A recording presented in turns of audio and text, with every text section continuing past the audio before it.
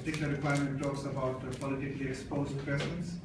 Currently, under the Financial Transactions Reporting Act, any foreign politically exposed person, a foreign government minister, a foreign high-ranking government official, or members of parliament who wish to conduct any financial transaction or establish any bank account here in Fiji, they are required to undergo enhanced level of scrutiny and enhanced level of due diligence.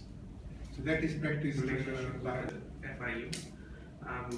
It was usually done through formal correspondence as a request, and FIU would provide us the required information. So the MOU just provides a platform for facilitating that request on a much easier scale. So just one further point to clarify, in terms of data exchange, the electoral decree prohibits the Fijian Elections Office from sharing electoral information for any purpose other than for purpose of elections.